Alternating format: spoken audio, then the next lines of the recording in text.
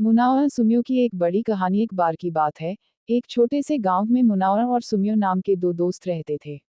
मुनावर एक साहसी और बहादुर लड़का था, जबकि सुमियो एक समझदार और शांत स्वभाव का था। दोनों में गहरी दोस्ती थी और वे अक्सर साथ खेलते और नई नई बातें सीखते थे। एक दिन गांव में एक विचित्र घटना घटी। गांव के पास एक पुराना और परित्यक्त महल था, जिसे सभी डरावना मानते थे। लोग कहते थे कि महल में एक रहस्यमयी शक्ति बसी हुई है, जो कभी भी प्रकट हो सकती है। मुनावर और सुमियो ने तय किया कि वे इस रहस्यमय शक्ति की खोज में महल की ओर निकलेंगे। वे शाम को महल के पास पहुंचे।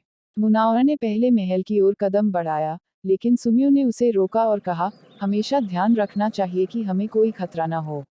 मुनावर ने सुमियो की बात मानते हुए ध्यानपूर्वक महल की ओर बढ़ा। महल का दरवाजा पुराना और जंग लगा हुआ था, लेकिन उन्होंने धक्का देकर उसे खोला। महल के अंदर अंधेरा था और धूल से भरा हुआ था। दोनों ने हाथ में मशालें लेकर अंदर जाना शुरू किया। महल के प्रत्येक कमरे में गहरे अंधेरे के बावजूद मुनावर और सुमियो ने पूरी सावधानी से आगे बढ़ते रहे। अचानक उन्होंने एक पुराने किताबों की अलमारी देखी। जब उन्होंने अलमारी खोली, तो एक चमकदार पुस्तक उनकी नजरों के सामने थी। मुनावर ने पुस्तक को उठाया और उसके पन्ने पलटे। वह पुस्तक एक प्राचीन जादुई मंत्रों और रहस्यों से भरी हुई थी। सुमियो ने पुस्तक को ध्यानपूर्वक पढ़ा और उसे बताया कि यह पुस्तक गांव की खुशहाली के लिए महत्वपूर्ण रहस्यों को छिपाए हुए है। दोनों ने मिलकर पुस्तक के रहस्यों को समझने का निर्णय लिया।